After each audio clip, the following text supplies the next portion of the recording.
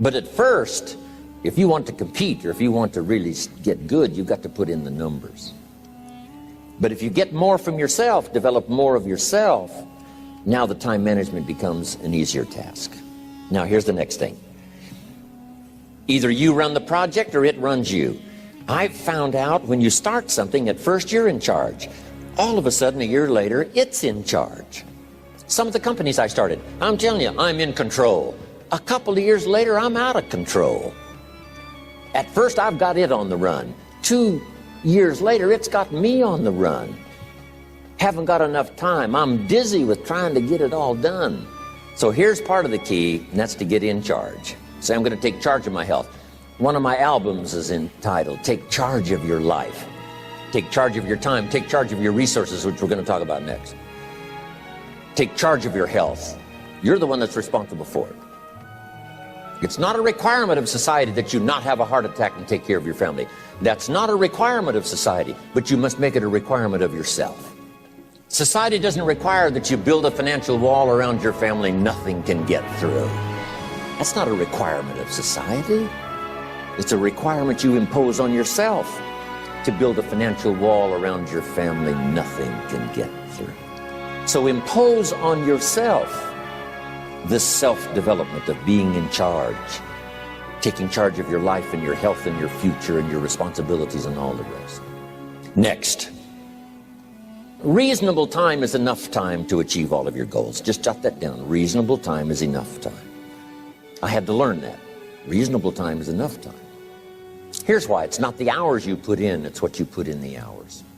If you start depositing greater ideas into the hours you've got later than now, I'm telling you, later you can't believe the productivity that will flow. The ideas you can't think of now, a year from now, they'll start to flow. And when you deposit those ideas in the hours you've got, productivity multiplies by 2, 3, 5, 10. Next, time management essential. We've already covered the first one, a written set of goals. And then do priorities on your goals. What's important this week? What's important this month? Here's the next one. Often review.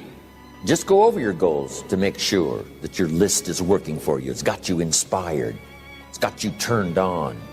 Somebody says, how come you're up so early? Say, if you were headed where I'm headed, you'd be up early too. Wow. If you were going to meet who I'm going to meet, you'd be up early. If it was going to stack up for you like it's stacking up for me, you'd be getting up early. Here's some more time management essentials. Learn to study what we call majors and minors. You pick up the phone. Here's what you must say when you pick up the phone. Is this a major conversation or a minor conversation? If it's minor, a few pleasantries and you're done. If it's major, maybe you've got to make a few notes. So here's the next one. Important conversations, make an agenda before you make the call. Just jot down a little agenda. It's so easy now to just talk out of your head. Did you ever hear a conversation end like this? Let's see, there was something else. See, you don't look that swift. I can't think of it right now. I'll call you back. See, you look a little incompetent. Let's see, there was something. It escapes me right now. Really? So have you got this now? Make an agenda before you make a call if it's an important call. Now later that saves you all kinds of stuff. You call John in, the salesman, say, John, remember those 4 things we went over? He said, no, we didn't talk about that. And then you pull out your daytime or whatever, and there's the list you made when you made the call. He said, oh yes, seems like I do remember. And you've got him with your list. If it's just, salespeople especially can talk you out of what's in your head.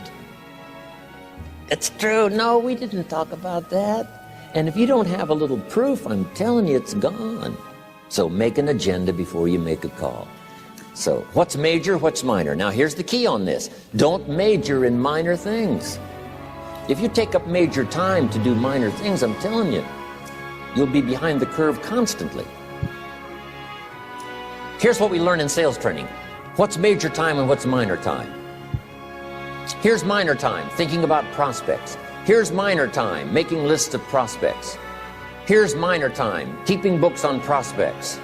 Here's minor time, going to see the prospect. Here's minor time, evaluating the prospect after you've been there. That's all minor time. Here's major time, in the presence of the prospect. That's major time. And if you took a look, if you're in sales and you took a look at a week, you'd say, my gosh, I'm spending 90% of my time on the minor stuff and so little time on the major stuff in the presence of. How many hours in the presence of in my day? How many hours in the presence of during my sales week? Because the time that really counts is in the presence of the prospect. Majors and minors.